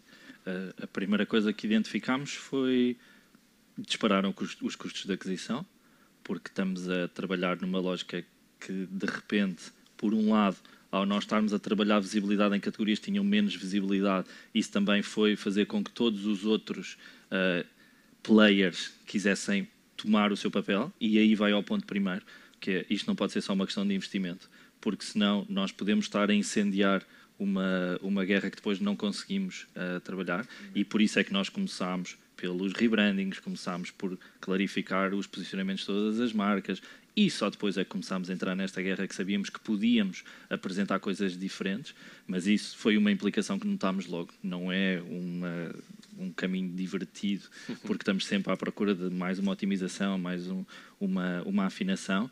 Também temos outro tipo de implicações, que é, hoje discutimos um tipo de conteúdos e um tipo de necessidades que não discutíamos antes.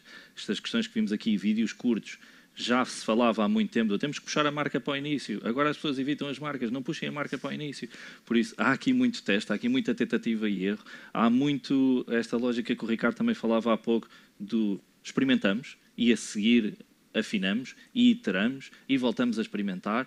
Há sítios e sítios para experimentar, é importante dar essa liberdade, é importante também ouvirmos as pessoas mais jovens que trazemos para dentro das equipas. Não, eu estava-me a rir com a parte das dancinhas, que é, às vezes nós temos algumas resistências a algumas coisas e é importante, todos nós sabemos isto, não nos estamos a substituir ao mercado, não estamos a avaliar um determinado meio, uma determinada ideia pelos nossos olhos, e às vezes esse distanciamento é importante. Eu acho que isso é o que nós mais temos sentido. Se imaginarem que nós estamos num grupo, com a dimensão que temos, com alguma resistência a fazer coisas menos conservadoras. Por isso essa é uma das grandes diferenças que temos. Muito bem. Aquele relógio a piscar é muito... É agressivo. É que chegou ao zero, mas também já só temos mais uma questão. Preferia a orquestra. Imagina para mim que agora estou no desconto. Preferia a orquestra, é isso? É o Fergie Time. Terminamos com o Ricardo, e hoje falou-se também em desinformação, e isto é a pergunta que todos querem ouvir. Face ao que vimos agora, se sentem maior peso da desinformação atualmente? Ou seja, em termos práticos, como é que combatem o mito de eu separo, mas depois aquilo vai tudo para o mesmo sítio? Eu acho que esse mito sempre existiu, e permitam-me ser, também como o Mourinho dizia ontem, bruto e cru, porque é uma excelente desculpa. É incrível para nós dizermos, eu não tenho feito a reciclagem, mas eles depois misturam tudo e, portanto, estou desculpabilizado. E, portanto, sempre existiu este pensamento. Claro que é um fenómeno de desinformação que é cada vez maior, que está ligado à desmultiplicação de meios, a meios independentes, autónomos ou só autodidatas, que muitas vezes têm mais interesses do que outros, mas de facto é mais complexo. Como é que se resolve? Como é óbvio, uma mentira repetida muitas vezes parece verdade. O desafio é tentarmos que uma verdade, muitas vezes repetida, também se torne verdade. Às vezes é mais difícil, porque a mentira é mais interessante, é mais sexy, mexe mais, mas temos que ser muito aborrecidos. E dei-me 30 segundos para vos aborrecer, porque tenho que fazer o walk the talk, como se dizia na apresentação. Há uns 4, 5 anos surgiu uma notícia que, porque alguém filmou, lá está, aquele não foi um jornalista que fez uma reportagem e encontrou, foi alguém que filmou e denunciou, coisa que também está muito na moda e tem as suas coisas boas, que um caminhão de lixo passou e misturou o papel com o diferenciado e seguiu a vida dele. O que é que aconteceu? Corremos atrás, falámos com o seguro da zona e percebemos que um sistema que tem muitas falhas na operação, está dito, e a Sociedade de Ponto Verde, como cliente desta operação, é bastante exigente, tem muitas falhas naquele dia, funciona de uma forma perfeita. Aquele ecoponto de papel estava contaminado, tinha tinta, água, portanto o papel estava molhado. O que aconteceu foi que alguém detectou isso, disse à central, e a central, quando veio o carro diferenciado, recolheu aquele papel para que aquele papel não fosse contaminar outro papel que podia estar no caminhão e ser reciclado depois. Funcionou de forma perfeita. Perdão. Claro que esta explicação é muito menos interessante do que a manchete de que isto aconteceu, isto é horrível, isto nada funciona. A solução é esta.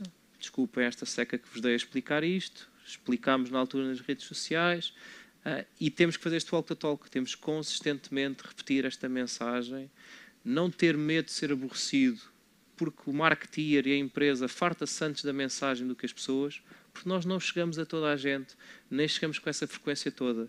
Nós não somos nunca o target e, portanto, eu estou farto de um filme, estou farto de uma campanha, porque a fiz, porque a vi 4 ou 5 vezes, não é essa a realidade dos targets. E, portanto, é preciso repetir esta mensagem e depois, lá está, até conseguirmos encontrar diferentes meios, que até pode ser o TikTok. Porque eu posso ser um TikToker a fazer um conteúdo engraçado, que vá atrás do carro do lixo, ou que vá atrás do carro do ecoponto, ou que vá a uma estação de triagem e mostre isso. E abra com um conteúdo que sim, vai ter uma musiquinha, sim, ele vai estar com uma roupa esquisita, sim, o CEO do nosso parceiro não vai achar graça nenhuma, mas aquele vídeo daquele TikToker não é para o CEO do meu parceiro achar piada, é para um conjunto de jovens com um conteúdo que é interessante, basta lá saber porquê, percebeu que há um caminhão que recolhe bem, há uma estação que separa, e isto de facto acontece. E, portanto, consistência, adaptação ao meio em que estou,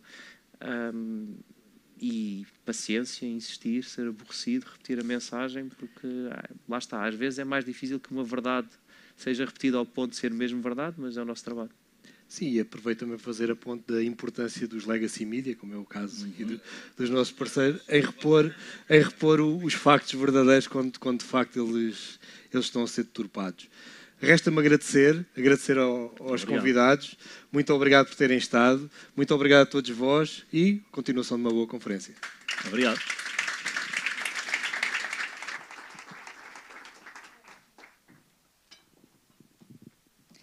Muito obrigada aos três.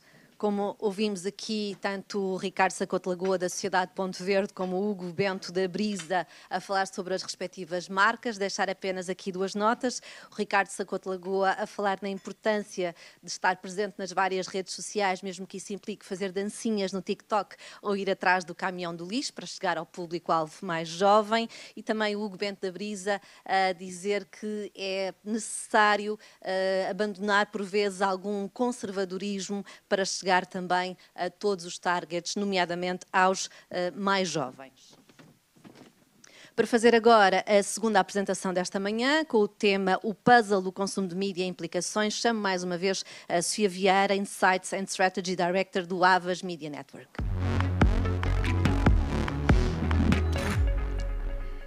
E, antes de mais, não se preocupem, sou mesmo muito breve desta vez. Faltava o puzzle final, não? Faltava a peça do puzzle, que é o puzzle. E quais são as implicações de tudo aquilo que tivemos a ver? E a montar este final, este fecho, eu comecei a pensar em todas as ideias que foram sendo repetidas, aquilo que ia ficando na cabeça, e construí uma nuvem de palavras com base nisso. E reparem, o branding aqui a vermelho em grande, a atenção, a consistência, o contexto, a fragmentação, a relevância, a inteligência artificial, a cultura, a memória, tudo palavras que vão ficando e que vão sendo repetidas uma e outra vez. Porque, de facto, fazendo um diagnóstico de tudo isto, isto quase parece filosofia, mas a conexão transformou-se em desconexão. Ou seja, nós já não partilhamos a mesma internet, pedimos a sistemas inteligentes que nos ajudem a tomar decisões, que nos ajudem a formar opiniões perante uma enorme panóplia de dados, de opções, e estamos, de facto, a ficar mais distantes uns dos outros. Eu pensei muito nisto antes de vir para aqui, mas quando vamos, por exemplo, num transporte público, as pessoas vão todas olhar para o ecrã do telemóvel. Já ninguém fala com ninguém, estão sobretudo a olhar para um ecrã. Os miúdos na escola, agora isso está prestes a mudar ou já está a mudar, os miúdos na escola estão em frente, nos recreios, estão em frente a ecrãs de telemóvel. Estamos, de facto, a tornar-nos numa sociedade muito desconexa. E isto é um diagnóstico sociológico, quase, transcende muito aquilo que nos traz aqui. Mas como é que nós, enquanto marketers, enquanto marcas, enquanto agências de meios, podemos ajudar a transformar, a recuperar a conexão, a recuperar a confiança? A credibilidade e a transparência são chave. Se queremos usar dados dos consumidores, porque eles são importantes para nós em determinado sentido, temos que ser transparentes, temos que ser honestos, tem que haver uma moeda de troca que seja mutuamente benéfica. por exemplo. E, claro, temos, como o Filipe acabou de dizer, o poder dos legacy media, que é incontornável e que tem que continuar a ajudar-nos a restaurar esta credibilidade. Por outro lado, e pensando na perspectiva das marcas, da comunicação e das marcas em si, o investimento em branding é essencial. Estratégias integradas, a tal orquestração, que eu já não sei quem é que dizia, peço desculpa, a tal orquestração entre canais próprios, entre conteúdo, entre comunicação paga, obrigada, foi o Hugo, é fundamental. Nós precisamos de saber como falar, com quem falar, permanecer relevantes, atentos à cultura e ao contexto e investir de forma permanente no conhecimento do consumidor. Mas e para nós? Para nós, agências de meios? O que é que significa alimentar o ecossistema da qual a IA retira informação? Vai significar muitas coisas e muitas coisas daqui para a frente, mas, sobretudo para nós, significa pensar no consumidor, uma obsessão pelo consumidor, o que é o consumidor, onde é que está, o que é que o motiva, como é que reage, o que é que consome, a que tipo de conteúdo é que reage. Significa também que temos que investir cada vez mais em tecnologia para nos ajudar a navegar nesta complexidade. E isso vem só num investimento em, por exemplo, sistemas inteligentes, mas também num upskilling de competências, ou seja, nós vamos precisar de super accounts que sejam capazes de falar simultaneamente com máquinas a interrogar dados e continuar a falar com pessoas, com os nossos clientes, com os nossos parceiros e também continuar a investir em pessoas com skills em data, sejam data scientists, data engineers, whatever. Portanto, tem que haver aqui, de facto, um esforço de recalibração e de upskilling de competências. Também significa que, quando estamos a falar nesta orquestração, da qual a tecnologia vai ser uma parte integrante de diferentes audiências, pontos de contacto e formatos, portanto, como dizia o Ricardo ainda há pouco, quando eu ponho um vídeo no TikTok com uma dancinha, que eu não sei se é uma dancinha, atenção, eu não estou a comunicar para o CEO de uma empresa parceira. É preciso estarmos muito cientes disto e sermos capazes de priorizar audiências e quais os objetivos. Esta lógica de falar com todos e dizer tudo a todos nunca foi muito realista, mas hoje em dia ainda é menos. Ou seja, nós temos que abordar o problema por camadas, como se fosse uma cebola, como dizia o Shrek. Temos que abordar este problema à peça e por camada para, de facto, conseguir uma boa orquestração e uma orquestração que seja eficaz. E, por fim, mas não menos importante, temos cada vez mais que apostar, porque nós também temos uma missão. Nós, enquanto marca, também temos uma missão. Temos que apostar em mídia com letra maiúscula, em mídia com capital M, e isto significa apostar mais e criar parcerias relevantes com os chamados legacy media ou com mídia que sejam detidos por minorias. Não é uma realidade tão importante à data no nosso país, mas nós temos, por exemplo, meaningful marketplaces, por exemplo, nos Estados Unidos a funcionar, em que todo o inventário é detido por minorias e, portanto, é uma forma também de ajudar na representação dessas minorias, mas cada vez mais nós temos que estar aqui também e temos que dar maior peso a critérios qualitativos, ao contexto e à importância dos mass media, dos tais legacy media, que são credíveis e que ajudam a restaurar a confiança de todos. E obrigada, é tudo.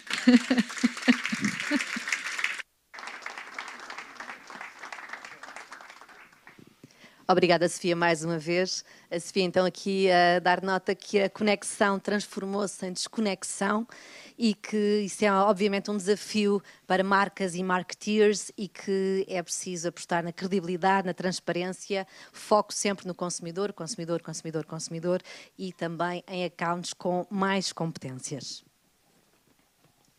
O segundo e último painel desta manhã vai ser sobre estratégias de branding num ecossistema em mudança.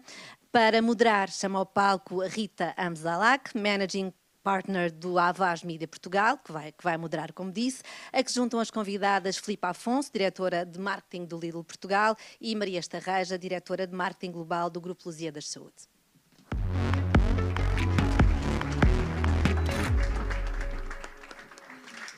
Maria no meio. Nós somos mulheres, os dois lados são bons. Obrigada, Marta. Depois da apresentação deixaste o melhor para nós, que é conversar.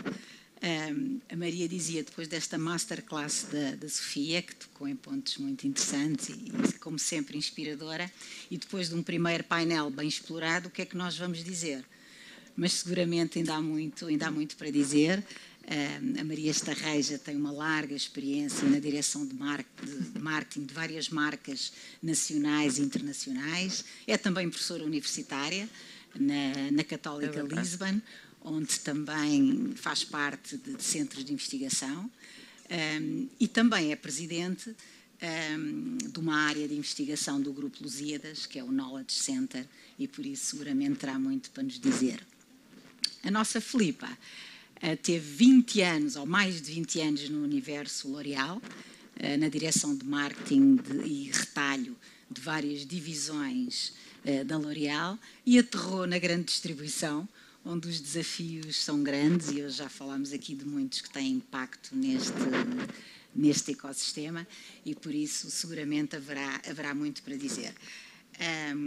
A apresentação da Sofia foi mesmo muito interessante e deu-nos aqui muitas pistas para discutir, e fala-nos num novo paradigma onde a complexidade e a fragmentação, necessariamente vamos repetir aqui alguns conceitos, mas onde a complexidade e a fragmentação são muito grandes nas plataformas de comunicação, onde nós e todas as pessoas navegam e saltam entre plataformas. Agora, guiados e moderados por algoritmos.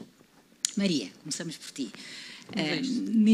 Neste contexto, como é que as marcas respondem a este desafio, que continua a ser um grande desafio para todos nós, entre o equilíbrio entre a construção de marca e branding e a comunicação de produto, promoções, e depois já lá vamos, Filipa. Sim. Boa tarde a todos. Já é ou não? Ainda não. Então, bom dia a todos. Obrigada pelo convite. É um gosto estar aqui. Obrigada pela introdução. Uma honra. Igualmente. As duas. Hoje aqui, fantástico. Essa é a pergunta dos milhões, não é? Para as marcas. O que é que nós vamos fazer em relação ao futuro e como gerir branding e produto e promoções? Que seguramente promoções, haverá quem fale muito melhor do que eu. Nós na saúde, nas Lusíadas, não fazemos promoções. Nós não o fazemos, cuidamos de saúde, que é um tema muito sério. Mas para começar, só para fazer aqui um apanhado, a Sofia falou muito bem em temos que gerar memórias. E quando eu pergunto aos meus alunos, são cerca de 400 por ano de mestrado, 80% estrangeiros, muitos alemães, muitos do norte da Europa, muitos italianos. Quando eu lhes pergunto quais são as marcas que gostam mais, eu vou um a um, e porquê é que gostam mais dessas marcas? Normalmente eles abordam sempre 3 situações. Ou pelo propósito da marca, nomeadamente marcas que estão mais na sustentabilidade, responsabilidade social, e quando é as marcas que eles escolhem e dizer a minha preferida é esta, porque são responsáveis, porque olham pelo ambiente, etc. Portanto, propósito. Ou pela parte de entretenimento, comunicação, gostam de ir vendo aquilo que eles vão comunicando, acham que as marcas falam para eles, ou pelo produto. Porque o produto realmente é diferenciador e é ele que me responde. E isto não mudou. Nestes anos todos não tem mudado. O que tem mudado é as marcas que eles vão buscar e o que é que eles apreciam na comunicação que as pessoas fazem. E os canais onde vão beber essa informação. E isso é muito interessante, porque em termos de branding, quando nós olhamos para isto, o branding deixou de ser centrado e linear. E era centrado e linear, era fácil. Era fácil, como a Sofia disse, era muito fácil. Daqui há umas décadas, não digo quantas, não quero que façam contas, mas era fácil gerir as marcas e já sabia como chegar às pessoas, como comunicar. Hoje em dia, nós temos um somatório de micro-interações em N formatos diferentes, em inúmeras plataformas distintas, que podemos segmentar de forma completamente diferenciadora. E isto é realmente, esse aqui é um mega puzzle. Um puzzle de 5.000 peças, se existem, porque Na saúde, por exemplo, isso ainda é mais tricky, porque temos que cruzar isso com o produto. E nós temos especialidades inúmeras que querem comunicar ao mesmo tempo, em unidades diferentes unidades que querem comunicar coisas distintas. Depois temos públicos-alvos diferentes, conforme as especialidades, mas depois as especialidades são para todos os públicos-alvo. E em termos de marca, temos que comunicar para toda a gente. É saúde, é um grupo de saúde, tem que comunicar para toda a gente. E, portanto, ainda fica mais complexo por termos isto, por termos as diferentes especialidades e produtos que também eles têm diferentes targets. E a única forma de o fazermos é esta consistência de comunicação, mensagem, mas também da parte criativa. Aquilo que chamamos toda a parte também estética, as executional equities. As pessoas têm que perceber que quando aparecemos é que ela é a marca. Não podemos ter esse tempo de atenção do consumidor de ainda tentar perceber qual é a marca e depois perceber a mensagem. Não, tem que ser imediato. Olhamos, já sabemos a marca, o que é que eles nos estão a dizer agora. E essa consistência é fundamental. E percebemos o que é que queremos de cada plataforma para cada segmento que nós estamos a atingir e como fazer e desenhar para isso. Isso é o que vai ser a chave agora e nos próximos anos, eu diria. Consistência é essa que tem que ser transversal, independentemente de estares a comunicar mais com foco de marca e valores de marca. Completamente consistente.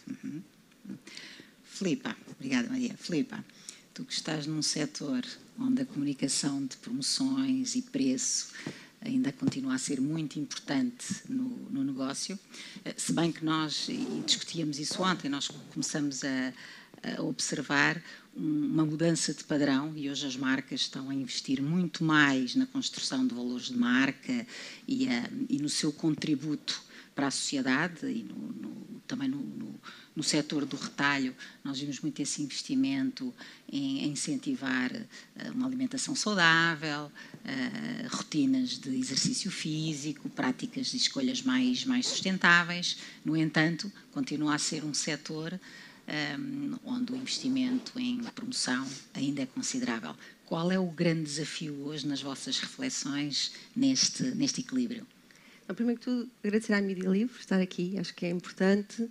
A Avas, a ti, Rita, a toda a equipa que aqui está. A ti, Maria, que eu estou a descobrir-te e estou a adorar. E é um privilégio também ter aqui algumas pessoas amigas. Um painel de mulheres, depois é esta. Amigas nesta plateia, que para mim também está a dar um quentinho no coração. Efetivamente, o retalho, nós vivemos no mercado de high-low, portanto, não, a ideia do everyday low price, apesar de haver um parceiro que o pratica, mas efetivamente nós vivemos de altos e baixos semanais e falando aqui em termos de preço, e enquanto Lidl Portugal, o preço e a estratégia de promoção é chave. Seria mentirosa se dissesse que não ocupa grande parte do meu dia, grande parte do dia dos meus colegas. Portanto, efetivamente, nós pensamos em preço, pensamos em promoção, não só pela agressividade em si, mas na melhor forma de entregar o produto que tem muita qualidade ao preço que é correto, ao preço justo. Contudo, e acho que eu sou uma recém-chegada ao Lidl, só tenho 2 anos, há pessoas que levam 30 anos, que é o tempo do Lidl em Portugal. Portanto, neste tempo em que eu estou a trabalhar, obrigada Maria, em que eu estou a trabalhar dentro da casa Lidl, mas também que fui fã consumidora, eu sou fã e consumidora porque o trabalho que tem sido feito na construção de marca, nomeadamente em Portugal, é ímpar. Portanto, ao longo dos anos também temos tido bons parceiros e cabeças brilhantes que têm trabalhado dentro do Lidl. Temos trabalhado o benefício, o conteúdo da marca, o propósito, o valor, de uma forma diferente. Portanto, nós trabalhamos a marca realmente dentro para fora, porque o preço por preço, há sempre alguém que vai fazer mais barato, sempre. Portanto, e ainda há pouco tempo, que é 2 semanas, já nem sei, já me perdi no tempo, já aconteceu tanta coisa. É anos de cão, não é? Este tempo em retalho. Valem por muitos. E falávamos da campanha, por exemplo, da alface do Lidl. Eu acho que todos nós nos lembramos e dizemos aqui com o valente hashtag eu é que sou uma alface do Lidl. Ou eu é que descobri. A campanha do eu é que descobri dos consumidores é que falam o melhor de nós. Portanto, tudo isto contribui para que no momento em que eu quero decidir um iogurte, comprar um iogurte ou comprar um chocolate, se calhar vou comprar o chocolate onde está a minha memória, não é? Ou se calhar quando vou comprar o alface, vou comprar alface porque aqui na minha cabeça ficou aquele storytelling, independentemente qual foi o meio onde eu vi, seja em digital, seja em televisão, ou seja num folheto, que é uma ferramenta muito importante neste mercado, é isso que me faz decidir entre um player ou outro, com todo o respeito por todos os players que tenho imenso. Portanto, efetivamente, a parte de branding é um chavão, não é? É tipo uma banalidade estarmos aqui todos a dizer, é importante. Pois, claro que é isso que, na verdade, a nós todos, enquanto consumidores, seja de que área for, que nos faz decidir entre uma marca ou outra, uma experiência ou outra. E falando em experiências em termos de branding, efetivamente, nós atuamos nos meios mais tradicionais, sejam el legacy ou digital, mas trabalhamos também muito a experiência. E a experiência precisamente para construir esta identidade, esta persona de marca. Portanto, por exemplo, este ano nós celebramos os 30 anos, who cares, ninguém quer saber, porque para o ano é 31, ano passado foi 29, e há sempre alguém a fazer anos. Mas tentámos dar alguma relevância a este momento, construindo aquilo que nós somos, que é uma marca realmente para todos. Fizemos um evento que para nós foi importante, até numa perspectiva de construção de marca, que foi a celebração da maior linha de lasanha do mundo, com o prémio Guinness. Pode parecer um pouco idiota e não tem mal, porque na verdade é uma ideia ridícula por si, mas os bons momentos às vezes são sempre ridículos, não é? E é isso que ficam as memórias. E é nessa ideia de que, efetivamente, se calhar 80% do meu dia é pensar preço e promoção, mas os outros 20%, espero eu que seja aquilo que fica na cabeça de nós todos, numa construção de marca e que perdura muito mais tempo. Sim, não há uma fórmula, e claro que tudo depende do setor em que estamos e do estágio de vida das marcas, mas há uma tendência hoje muito mais visível de uma preocupação de construir valores de marca, e agora com os algoritmos, não é? Fazerem as escolhas e a sugerirem-nos o que eles consideram ainda mais importante fazer esta caminhada. Outra coisa que ouvimos hoje aqui na apresentação da manhã é que esta nova arquitetura de conteúdos e a forma como eles nos estão a ser servidos habituou-nos, de certa forma, a um consumo mais superficial, ou seja, que nos afasta da profundidade, que nos afasta de uma leitura mais profunda e de alguma exploração.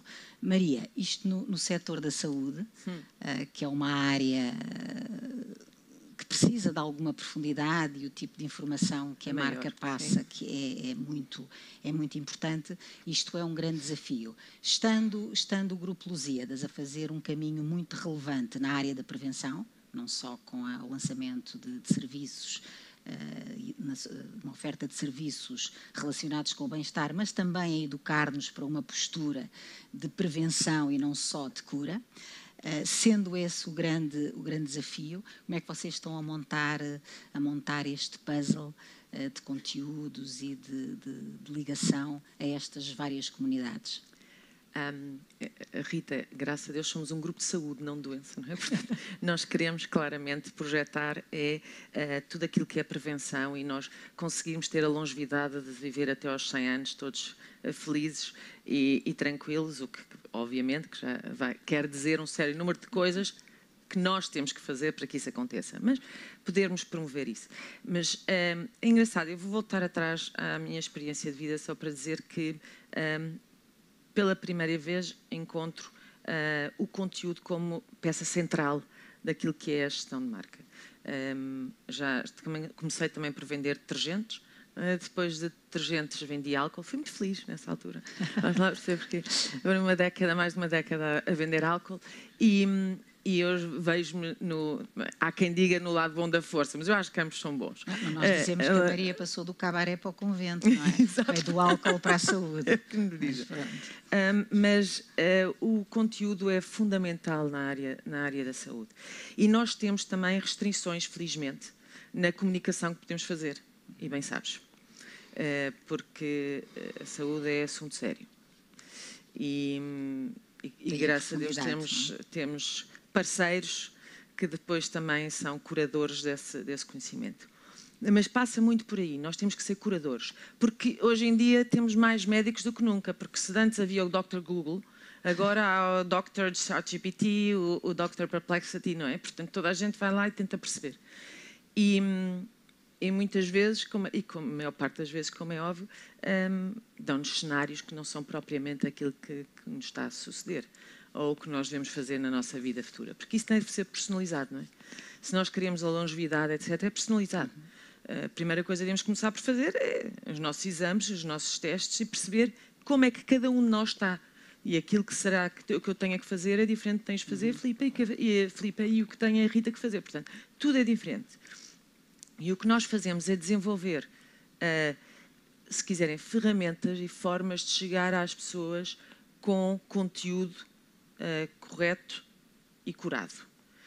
Para isso temos os nossos blogs, que geram, felizmente, as pessoas procuram, porque eu acho que vai continuar a existir e cada vez mais isso. Quanto mais existem as fake news e fake everything, as pessoas vão dizer, bem, vamos aos sítios que nós sabemos que vão falar a verdade. E, portanto, é bom. Isso quer dizer que nós temos de ter tudo preparado para quando nos forem procurar. Através não só de blogs, como podcasts, e desenvolvemos podcasts de saúde, e através de inúmeras outras formas que nós estamos a fazer de desenvolver conteúdo de valor que as pessoas precisem para melhorar a sua vida e o seu dia-a-dia. Depois, estamos a entrar já numa fase, e isso vai ser anunciado em muito breve, não posso ainda dizê-lo também, mas de uma forma de co-criarmos mais e ouvirmos mais. Porque essa é a grande diferenciação aos LLMs, não é? É a humanização que nós podemos ter e ouvirmos aquilo que os nossos clientes e quem está connosco têm para dizer. E nós vamos arranjar forma de envolvermos mais ainda os nossos clientes naquilo que é o nosso desenvolvimento de conteúdo e o nosso desenvolvimento de grupo no futuro. E isso é importantíssimo. Co-criação, fundamental para o futuro. Isto aqui deste lado, o tempo passa mesmo mais rapidamente, é incrível. Só mais duas questões para finalizarmos. Filipa, hoje uma das grandes ideias que está a passar é que o cliente final vai passar a ser a inteligência artificial, ou seja, as marcas já estão e vão passar a trabalhar cada vez mais para os algoritmos para serem consideradas nas suas escolhas. Com este crescimento dos Large Language Models, que a Maria também acabou de referir, que são sistemas de inteligência artificial treinados para compreenderem e manipularem a linguagem humana, o que é que as marcas, nesta evolução, o que é que para ti as marcas não podem perder? Alma, na verdade, deste aí uma volta à pergunta que eu não tinha pensado bem nela, mas na verdade eu, enquanto consumidora também, acho que as marcas não podem perder alma. E nós, enquanto grande parte, penso eu, que sejamos marketeers, ou pelo menos que trabalhamos nesta área, acho que o que temos que dar é a chama, não é? A chispa, é esta alma, dar conteúdo. E enquanto Lidl, agora puxando aqui à realidade, penso que seja também a partilha de experiência daquilo que nós temos vindo a fazer nos últimos tempos, é criar conteúdo, criar o lado mais humano, o lado mais autêntico. E eu lembrei-me, fui elencando aqui algumas das coisas que passaram este ano, que dá precisamente esse lado mais autêntico e que esperando que não seja só numa ferramenta de search que surja, mas que quando nós pesquisamos com um bom prompt, como dizia a Sofia, porque é a chave disso, quando nós pesquisamos, sai organicamente aquilo que nós fazemos no nosso dia-a-dia e não se a cebola está a 0,99. Que acho que isso, há sempre alguém que vai fazer 0,89 e depois não vai reagir sobre o outro. Portanto, eu lembrei-me de uma reação on time, por exemplo, quando foi o escândalo de Coldplay, que nós reagimos on time com um post, não sei se viram, espero que sim, porque eu acho que foi brilhante e não foi pensado por mim, eu fui surpreendida e quando vi pensei, uau, que orgulho trabalhar aqui, mas quem não viu foi quando foi o escândalo da Kiss Cam, nós também fizemos a nossa própria Kiss Cam com o folheto do Lidl, por exemplo, e foi algo que gera engagement e gera conteúdo e é alguma coisa que acaba por falar. Mais recentemente, os mais desatentos não terão visto, mas nós temos uma parceria já bastante sólida com o Manuel Luís Goxa e pegámos no meme cultural da avó Odete, que a senhora acha que realmente que o Goxa fala com ela e colocámos teoricamente o Goxa a responder-lhe. Portanto, pegar na cultura, pegar no dia-a-dia. Eu sei que estou a fugir, se calhar, um bocadinho à pergunta do que é a inteligência artificial, mas, na verdade, todos nós usamos, tanto é melhor a inteligência artificial, quanto mais nós interagimos com ela e lhe dermos conteúdo e mais ela nos responde. É por isso que muitas pessoas, ou algumas, pelo menos, já fazem terapia com o ChatGPT. e não é nonsense, realmente está a acontecer. Porquê? Porque aquela ferramenta não julga, podemos perguntar 3 vezes a mesma coisa, mas é verdade. Tudo, o mapa astrológico e tudo mais, mas tudo isso acontece porquê? Porque nós lhes damos conteúdo. E quanto mais nós lhe damos de nós, mais ela sabe e mais se apropria e melhor responde. E isso é verdade do one-to-one, não é? De nós para a ferramenta a quem já damos um nome, ou do nós da ferramenta Too Many, quando pesquisamos, clicamos fala-me sobre o retalho em Portugal. Eu gostava muito, um prompt hiper básico, que o Lidl saísse. E só sairá, tanto quanto mais for a nossa interação, seja no momento do Coldplay, seja a avó Odete, seja uma presença nos Santos Populares ou no mega evento mundial, como os campeonatos da UEFA, em que, by the way, levámos crianças portuguesas e uma delas se abraçou ao Ronaldo e aquela fotografia da criança a abraçar ao Ronaldo abriu jornais. Não é? E agora, fazendo aqui ponto com Legacy Media, gostamos muito. Portanto... Mas é verdade, não é? A capacidade de sair muitas vezes até do digital, como foi o tema, por exemplo, do Coldplay, estou-me a repetir, mas que também acabou por tocar outras áreas. Portanto, respondendo à tua pergunta, eu vi que terminámos o tempo. Não, está quase. Eu gosto de falar, mas... E concordo contigo, de facto, interessa-nos também treinar a máquina para que nos sirvam e que nos ajudem, mas há uma coisa que a inteligência artificial, eu continuo a acreditar que não vai ter, é a nossa capacidade humana do pensamento lateral. E daí vem a criatividade, daí vem a capacidade das marcas reagirem em tempo real, de forma relevante e fazer toda esta consistência, este caminho de consistência. Só para terminar, temos... faltam 2 minutos. Aqui, vocês não estão a ver, até porque não podemos terminar sem a nossa pergunta de Legacy Media, não é? Este é o compromisso que temos com aquilo que de facto interessa. E para terminar com a Maria, de um ponto de vista deste contributo coletivo, onde se fala de Legacy Media, e também numa perspectiva de subsistência de um jornalismo de qualidade, imparcial e profissional, este é verdadeiramente um tema que está nas agendas não só do marketing como das administrações, não só na criação e no desenvolvimento das suas estratégias de comunicação, mas também na escolha dos seus parceiros estratégicos? Obviamente. Legacy Media é para nós sinónimo de credibilidade, não é? Claramente, e de ética. Então, quando nós estamos a falar da reputação das marcas, o papel da Legacy Media é fundamental. E nós temos que desenvolver e desenvolvemos planos de comunicação, sempre a pensar como é que podemos trabalhar em colaboração para não só porque temos a responsabilidade de ajudar a que os meios credíveis e éticos continuem a existir e se desenvolvam, mas também perceber como é que podemos desenvolver modelos inovadores e diferentes em conjunto. Tivemos o gosto de ter feito, com a Mídia Livre, iniciativas de partilha de conhecimento que foram muito importantes. E essa partilha de conhecimento é feita de uma forma que, à partida, nós sabemos que tudo o que vamos referir é credível. Isso é fundamental. E eu acho que, com o tempo e com o passar dos anos, ainda vai ser mais fundamental o papel dos Legacy Media. Porque, com as fake news que acontecem, com tudo mais, as pessoas precisam de perceber quais é que são as boias de salvação que podem buscar, que realmente não nos levam a afundar e que são verdadeiras. E esse é um grande papel das Legacy Media e acho que vai ser no futuro. Para nós isto é óbvio e é partilhado, seguramente todos os que estão nesta sala, porque trabalham connosco, sabem a importância que nós damos a estes temas, e o Meaningful Media, não é?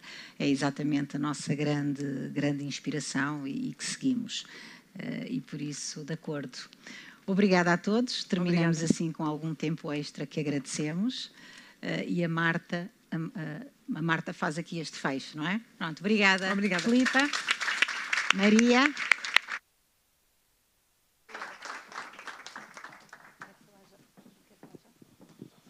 Eu não podia ficar indiferente ao que foi dito agora pela Rita e pela Maria sobre o legacy dos mídia.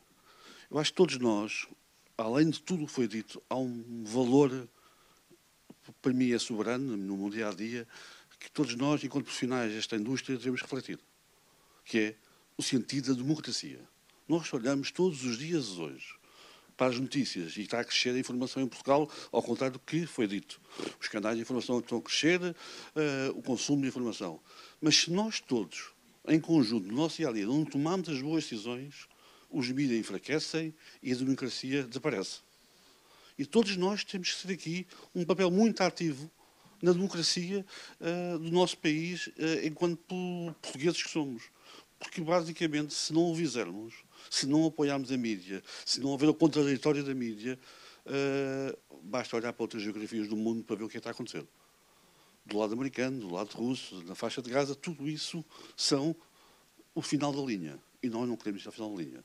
A mídia livre orgulha-se de, diariamente, produzir jornalismo de grande qualidade em todas as suas marcas para que evitarmos chegarmos a esse ponto. Muito obrigado.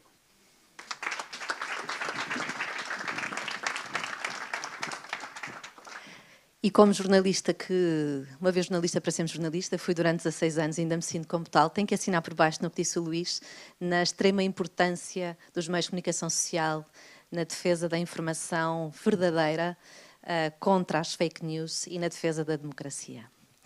Então, agora, em jeito de resumo, como ouvimos aqui, a Maria Estarreja das Lusíadas a falar na complexidade da comunicação na saúde, que é para toda a gente, mas que vê também o conteúdo como fundamental e, sobretudo, o lado da humanização e da diferenciação face aos modelos de inteligência artificial.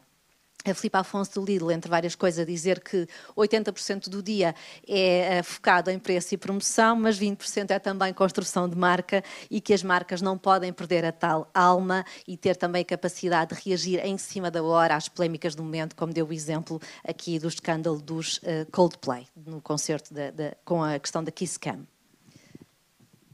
Chegámos então ao fim deste Media Trends. Muito obrigada ao Avas Media Group, a todos os oradores, ao público presente na sala e também a todos os que acompanharam através do site do Negócios. Termina assim a segunda edição do Media Trends What's Next. Podem ver esta conferência e todas as outras anteriores em mediatrends.negocios.pt. Pela minha parte foi um gosto. Até breve.